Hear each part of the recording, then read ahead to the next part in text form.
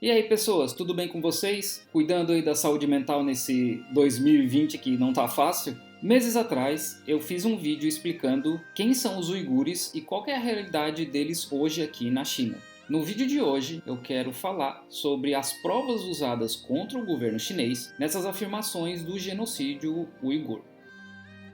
A rádio Free Asia foi criada nos anos 50 como uma rádio de propaganda anticomunista criada pela Fundação Ásia, que era uma operação da CIA para fortalecer a posição dos Estados Unidos aqui no continente. Hoje, a rádio Free Asia é bancada diretamente pelo Congresso americano e é sediada em Washington. Eles foram os primeiros a dizerem que existem ou existiam milhões de pessoas presas em campos de concentração e campos de extermínio. É deles que vem a declaração de uma membro de um departamento da ONU dizendo que milhões de pessoas estariam presas. Essa mulher, como eu citei no meu vídeo anterior, nunca apresentou nenhum documento sequer para provar. As agências de notícia vêm repetindo essa informação até hoje. E é a rádio Free Asia que normalmente recebe pessoas para falar a respeito da situação dos uigures, como Adrian Zenz, um antropólogo alemão que é normalmente ouvido por agências de notícias quando o assunto é uigures e Xinjiang. Em 2019, ele ficou conhecido por liderar um estudo que estimou a quantidade de pessoas presas em campos usando extrapolação de dados de alimentação diária na região.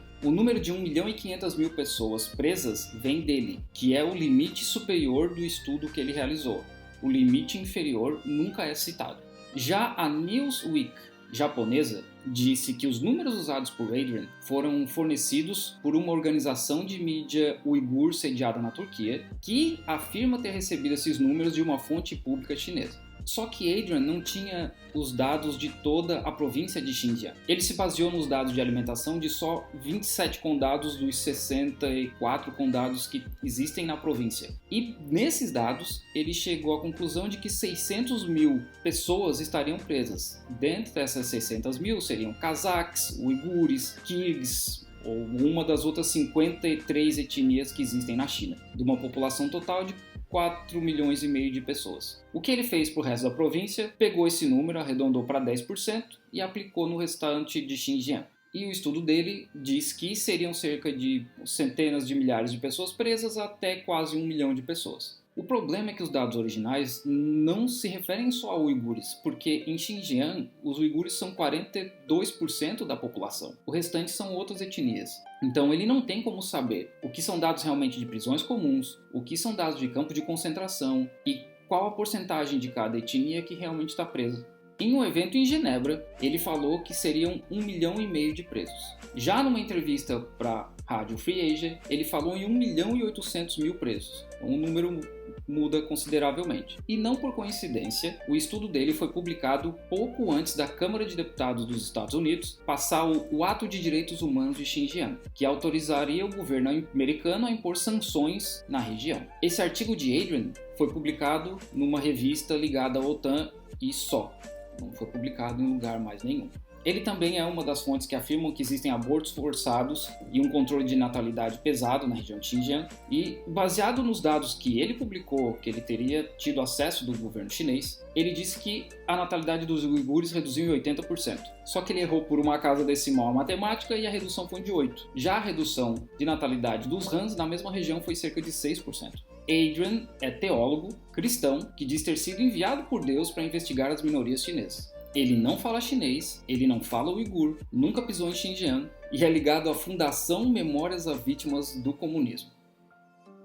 Já Merdangapar é um modelo uigur que teria roubado um celular e escondido e mantido esse celular dentro de um campo de concentração e filmado a situação dentro do campo. Ele manteve esse celular escondido por 18 dias sem carregar, ou então ele tinha também um carregador, mas ele mandou mensagens de um celular de uma terceira pessoa. Tudo isso enquanto estava preso num campo de concentração e algemado na cama. A BBC analisou as mensagens trocadas por Gapar no WeChat para publicar a história deles, só que os chineses notaram que os screenshots usados pela BBC eram diferentes dos originais quando a história apareceu em março. Partes do texto foram removidas como algumas ofensas, etc. Então não dá para saber realmente o que é real e o que não é. E aí no fim é só isso mesmo, são algumas imagens, um texto no chat, que qualquer um pode fazer, e essa é a matéria da BBC. Arslan Hidayat é um australiano que sempre posta imagens que teriam sido vazadas de Xinjiang, principalmente no Twitter e no Instagram. Por exemplo, nessa imagem aqui, ele diz que a China criou um sistema de tortura que é tipo um boi no rolete. Só que esse vídeo é de Taiwan e as pessoas foram investigar. É um vídeo de bondade e sadomasoquismo. Inclusive, eles acharam a vítima no vídeo. Ou nesse outro vídeo aqui, que tem uma criança chorando, que nas mãos deles se transformou numa criança uigur pedindo pela mãe que estaria presa num campo de concentração. Essa criança pode ser qualquer criança da China. Nesse outro vídeo que ele publicou, ele afirma que é uma tortura contra uigures. Só que na verdade esse é um vídeo da polícia de Myanmar, que é outro país. Numa entrevista recente no YouTube, ele disse que aumenta ou inventa histórias para poder chamar a atenção do que acontece na região. E ele ainda diz que todos os uigures fora da China fazem o mesmo. A própria BBC recrutou especialistas em arquitetura de presídios que, usando uma lista de imagens aéreas da região, identificaram 44 prédios que poderiam ser centro de detenção. E para ter 1 milhão de presos nesses 44 prédios, dá mais ou menos aí 23 mil pessoas por prédio. Só que analisando um prédio só, eles afirmam que teria cerca de 11 mil pessoas e seria um dos maiores prédios que eles viram nas imagens. Já o Instituto Australiano de Estratégias Públicas diz que analisou 28 campos e que eles poderiam conter cerca de 500 mil de pessoas. Mas eles nunca publicaram um estudo, nunca publicaram os dados, muito menos a matemática usada.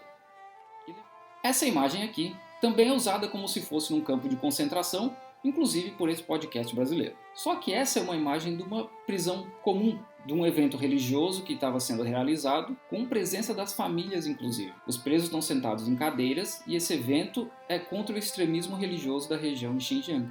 Nessa outra imagem, falam que essa mulher está presa num campo e que deu um jeito de ver a filha através das grades. Ela, na verdade, é uma funcionária da saúde que estava lutando contra o Covid-19 aqui na China.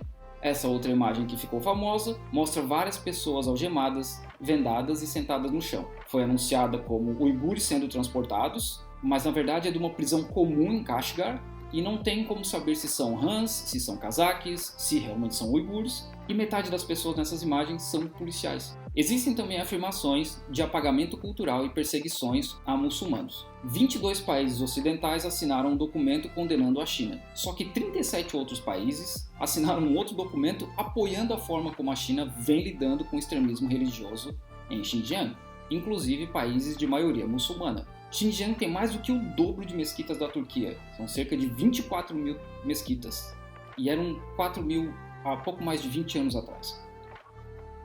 Mais de 1.000 diplomatas já visitaram a região, além da ONU. É no mínimo interessante como a grande maioria das fontes são ligadas ao governo americano e carecem de provas. Relatos são sim muito importantes, mas nós precisamos mais do que isso para condenar, porque, como eu mostrei aqui, qualquer um pode afirmar qualquer coisa hoje em dia. Tem presidente aí mentindo na cara dura na Assembleia da ONU e nada acontece. Ah, cachorro. E um outro ponto. Esses campos nunca foram segredo. Eles sempre estiveram nos documentos oficiais do governo chinês. Então nunca existiu isso de descobrimos os campos secretos da China, porque todo mundo sabia. E aí, antes que alguém diga que eu tô passando pano porque acontece lá, o que eu quero na verdade é tentar mostrar para vocês de onde é que vem essas fontes e qual que é o histórico das pessoas que fazem essas afirmações. E aí vocês decidem no que acreditar. Como sempre, eu vou deixar todas as fontes aqui na descrição do vídeo. E faz só um exercício aqui comigo. Desde quando os Estados Unidos se preocupam com muçulmanos?